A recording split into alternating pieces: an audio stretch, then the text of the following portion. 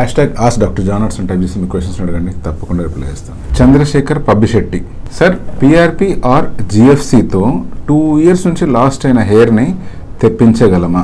ఈ క్వశ్చన్ని ఆన్సర్ చేయాలంటే డెఫినెట్గా మీ స్కాల్ప్ని ఎగ్జామిన్ చేయడం చాలా అవసరం. బట్ మీకు ఒక జనరల్ ఐడియా ఇవ్వడానికి కొన్ని పాయింట్స్ చెప్తాను.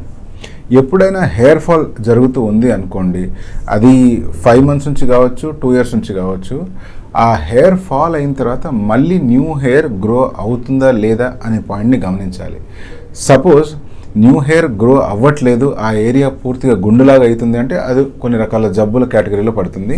దానికి ఇమీడియట్ ట్రీట్మెంట్ తీసుకోవాలి. మీరు ఈ యూట్యూబ్ రిప్లైస్ కోసం కానీ లేకపోతే ఆన్లైన్లో ట్రీట్మెంట్ సర్చ్ చేసేదానికంటే ఇటువంటి సిచ్యువేషన్లో ఇమీడియట్గా డాక్టర్ దగ్గరికి వెళ్ళి ట్రీట్మెంట్ తీసుకోవడం అవసరం. సపోజ్ మీకు హెయిర్ ఫాల్ అయిన తర్వాత హెయిర్ మళ్ళీ గ్రో అవుతుంది, యథావిధిగా మళ్ళీ పెరుగుతూ ఉంది, యథావిధిగా మళ్ళీ హెయిర్ ఫాల్ అవుతుంది అనుకోండి.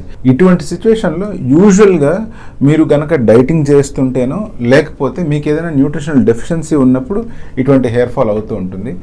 అలాంటప్పుడు కొంచెం లైఫ్ స్టైల్ మోడిఫికేషన్ చేస్తే సిచ్యువేషన్ సెట్ అయ్యే అవకాశాలు ఉన్నాయి. ప్రత్యేకించి జిఎఫ్సి కానీ పిఆర్పి కానీ అవసరం రాకపోవచ్చు. ఇప్పుడు మూడో సిచ్యువేషన్, మీకే కనుక హెయిర్ ఫాల్ అవుతుంది, ఫాల్ అయిన తర్వాత మళ్ళీ హెయిర్ గ్రో అవుతుంది, కానీ నెక్స్ట్ గ్రో అయ్యే హెయిర్ క్రమక్రమంగా సన్నగా పల్చగా అయిపోతుంది అనుకోండి.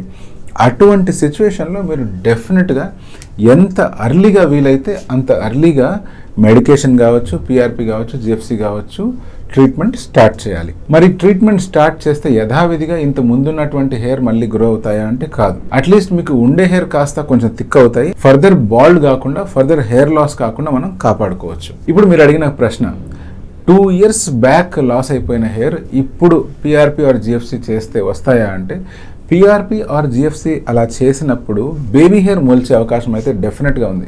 కానీ 2 years బ్యాక్ మీ హెయిర్ ఎంత పొడుగ్గా అయితే ఉండి ఉంటాయో అంత పొడుగుగా పెరిగే వెంట్రుకలు వస్తాయా అంటే అది డౌట్ఫుల్. మీకు వచ్చిన హెయిర్ ఫాల్ కనుక బట్టతలకు సంబంధించింది కాదు అంటే డెఫినెట్గా హెయిర్ గ్రో అయ్యే అవకాశం ఉంది. అదే మీకు వచ్చిన హెయిర్ బట్టతలకు సంబంధించింది అనుకోండి, అటువంటి సిచ్యువేషన్లో ఆల్రెడీ 2 years గడిచిపోయింది కాబట్టి పిఆర్పి ఆర్ జిఎఫ్సితో ఉపయోగం ఉండకపోవచ్చు. ఇటువంటి సిచ్యువేషన్లో మళ్ళీ మీకు గ్రోయింగ్ హెయిర్ కావాలి అంటే మాత్రం హెయిర్ ట్రాన్స్ప్లాంటేషన్ ఒక్కటే సరైన మార్గం.